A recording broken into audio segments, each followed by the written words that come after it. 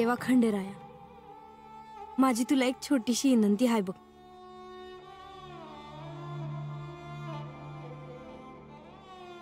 काय बी कर बाबा, पण पाड्यावर जाई पतूर ह्या पावसाला पडू दे नगस. माझी विनंती आहे तुझ्या पायाशी देवा खंडेराया. एका अडचणीत सापडलेल्या शेतकऱ्याने मला त्याची व्यथा सांगितली, म्हणून मी त्याला आपली भेट घेण्यासाठी जेजुरीस पाठवले. त्याच्या समस्येचे निरसन करावे अशी माझी इच्छा आहे. माझी इच्छा पूर्ण तर होईल ना?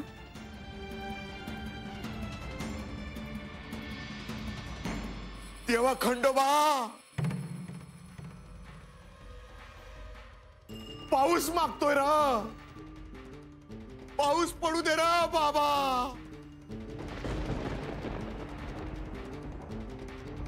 तर पाऊस पडणार.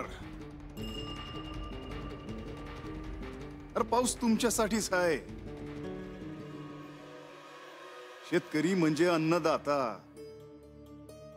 तो शेतकरी, तो अन्नदाता उपाशी नाही, हे योग्य नाही. पाऊस पडणार.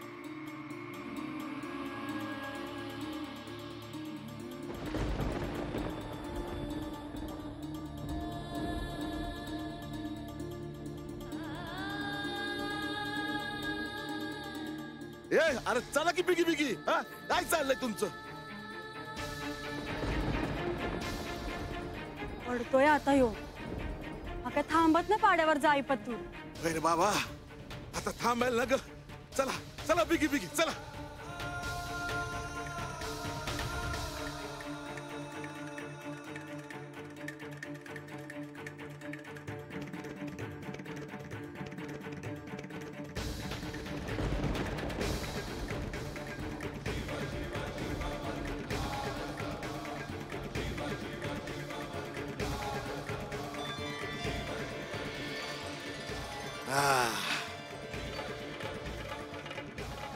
देवा, लय उपकार झालं र बाबा तुझं. अरे पाड लय लांब आहे अजून. चल, पोहोचायचं आहे आपल्याला. चल.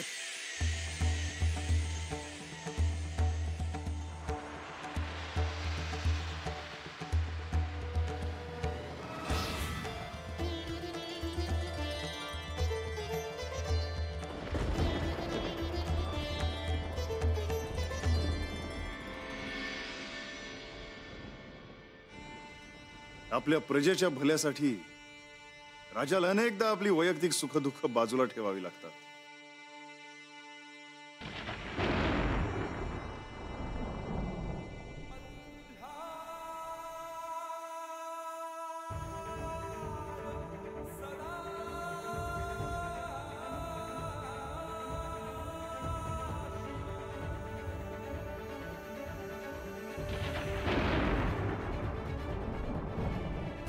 या पुढे भविष्यात आमच्या प्रजेस असा वेठीस धरण्याचा कोणी प्रयत्न केला तर त्याला आमचे खड्ग उत्तर देईल.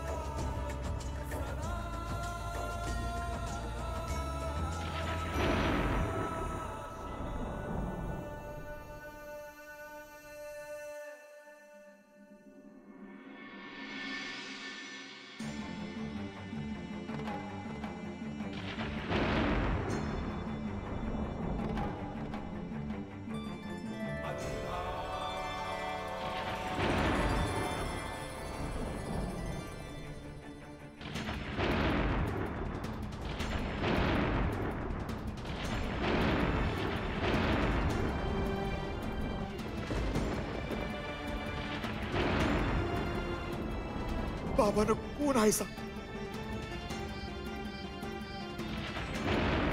भंडारा उडवला आणि ढग जमा झालं. अरे बाबानं सांगा की कोण आहे सांग?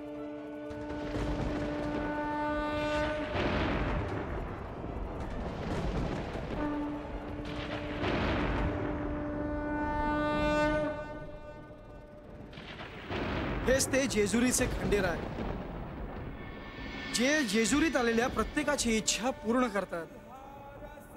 देवा देवा देवा, आता माझं काय बी मागणं नाही. तुम्हाला डोळं भरून पाहिलं, माझ्या आयुष्याचं सार्थक झालं देवा. आता मी तुमचा झालो देवा.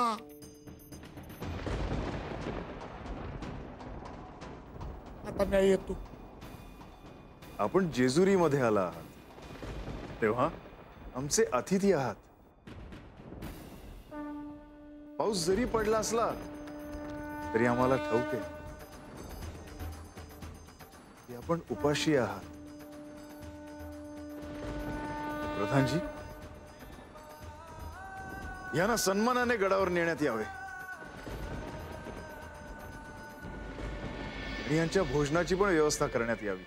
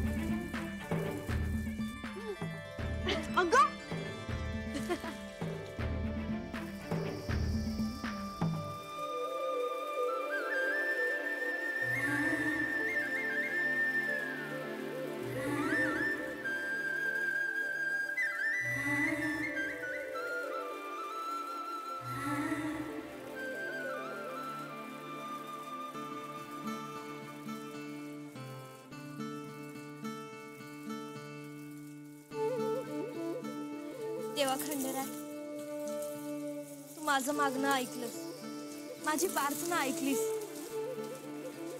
तुझी लय कृपा झाली बाबा. अशीच कृपा राहू दे आमच्यावर.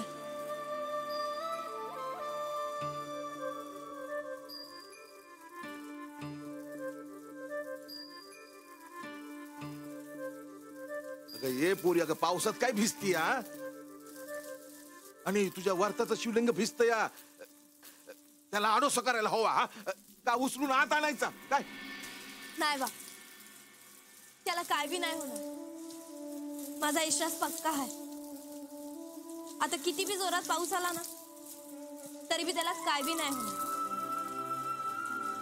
तू नका काळजी करू.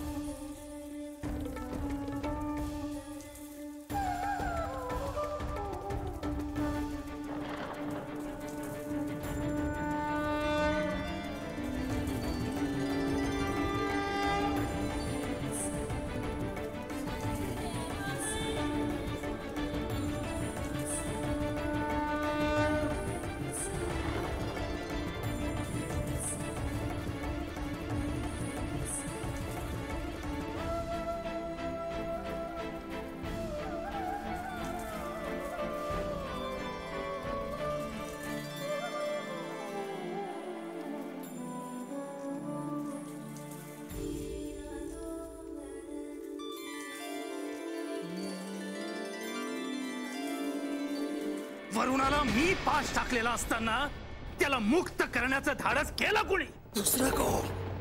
जेजुरीचे राजे खंडेराय.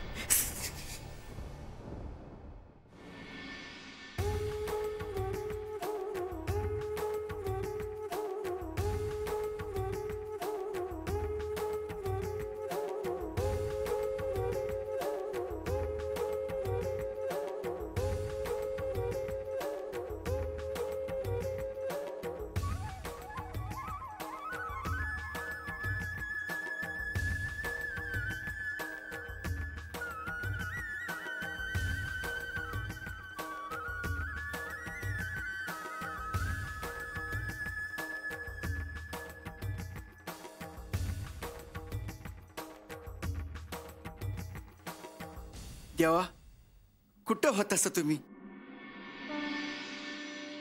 अरे जेजुरीत कोणी उपाशी आहे हे कळल्यावर आपण जेवणं योग्य दिसतं का? नाही पर हे आपले अतिथी आहेत, खूप दुरून आलेत देवाला भेटायला.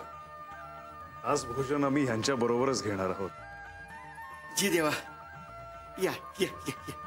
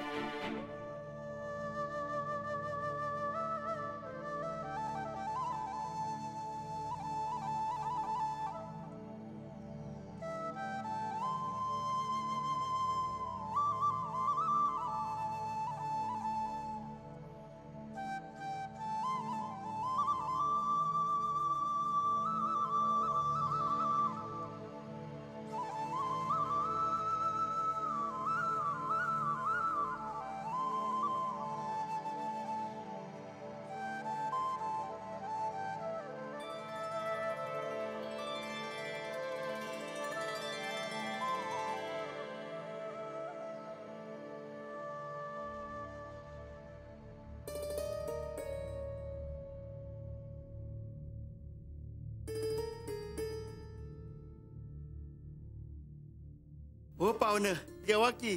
का थांबलायचा? असं कसं? देव जेवल्या बिगर आपण कुठून जेवणार?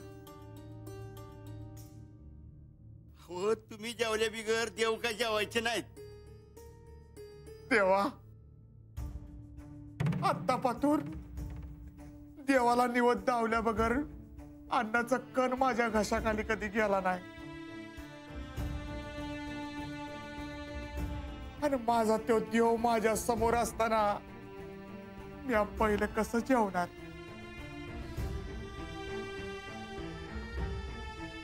तुम्ही जेवा, तुम्हाला भूक लागली असेल. हे अन्न, हे भोजन केवळ आम्हालाच नाही तर संपूर्ण सृष्टीला आपल्याकडून मिळाले. आपणच खऱ्या अर्थाने या भूतलावरील दाता आहात, अन्नदाता आहात.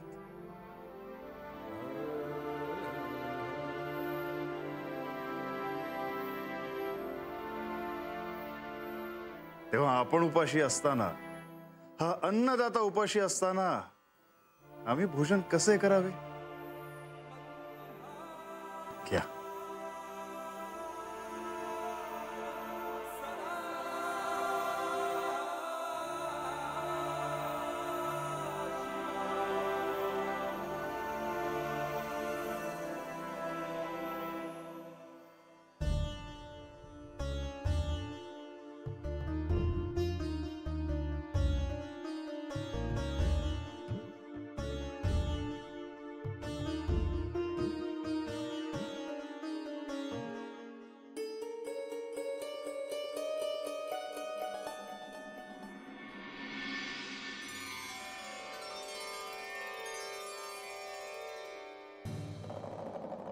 देवा, आता माझ्यासारखीची परीक्षा बघू नका सा. तुम्ही बी जेवा, नाहीतर माझ्या घशाखाली घास नाही उतरायचा.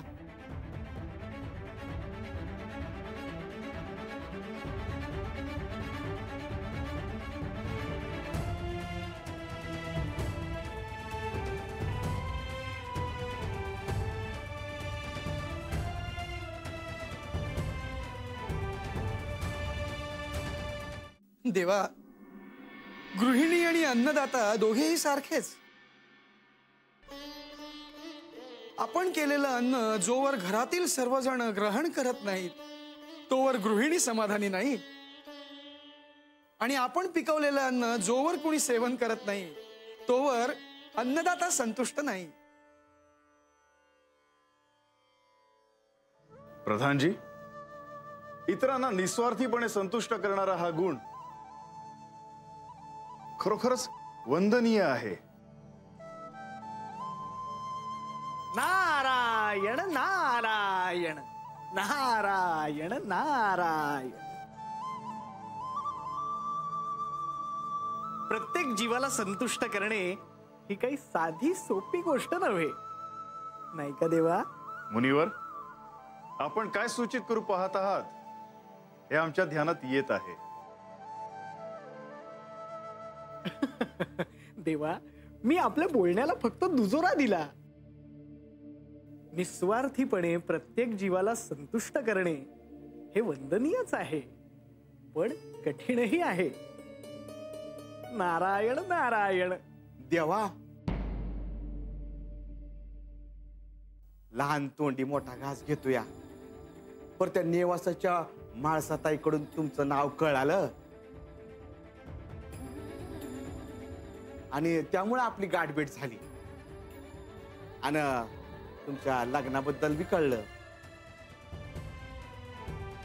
नारायण नारायण.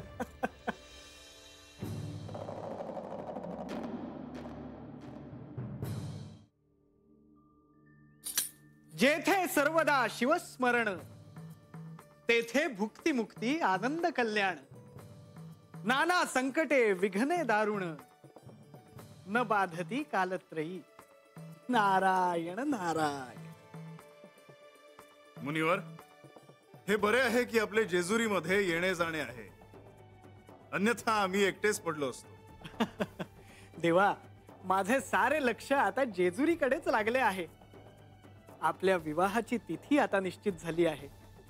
आता मृग नक्षत्रावर पौष पौर्णिमेला आपला म्हाळसा देवींशी विवाह होणार या कल्पनेनेच मी आनंदून गेलो आहे. परंतु मुनिवर, पौष पौर्णिमेला अद्याप अवकाश आहे. अवकाश कुठला देवा, अत्यल्प कालावधी आहे. देवा, म्हाळसा देवी जेजुरीत आल्या, पण त्यांनी आपल्याला ओळखलं नाही. विष्णू स्वरूप प्रधानांना ओळखलं नाही. अगदी नंदीला सुद्धा त्या ओळखू शकल्या नाही.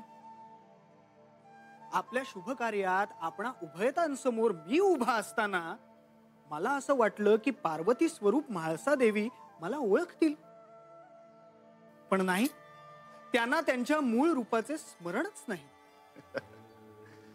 मुनिवर, सर्व काही यथावकाश होईल. देवा, पण कधी?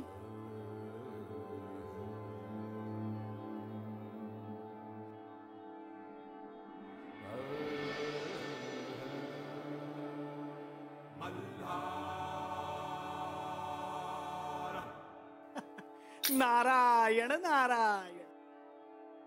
जेजुरीत कैलास अवतरला आणि शिवाबरोबर शक्तीचेही आगमन होण्याचे निश्चित झाले आहे. देवा, आपण ज्या प्रसंगातून जात आहात ते पाहता मी आपणास अशी विनंती करेन की आपणच म्हाळसा देवींना जाऊन सांगावे की त्या प्रत्यक्ष पार्वती देवी आहे. मुनिवर, आपण हे असे का बोलत आहात? देवा, आपण आजच अनुभव घेतला आहे. अहो, ठिणगी पडली की वणवा पेटायला असा कितीसा वेळ लागणार. आणि कसे आहे देवा की स्त्री हट्टापुढे आपण काय करणार. म्हणूनच मला एक प्रश्न विचारावासा वाटतो. मुनिवर, सगळ्या शंका विचारून घ्या. नारायण नारायण. म्हणजे मला असे विचारावेसे वाटते विचारा. की म्हाळसा देवींना त्यांच्या मूळ रूपाचे स्मरण होण्याचा क्षण समीप आला आहे का?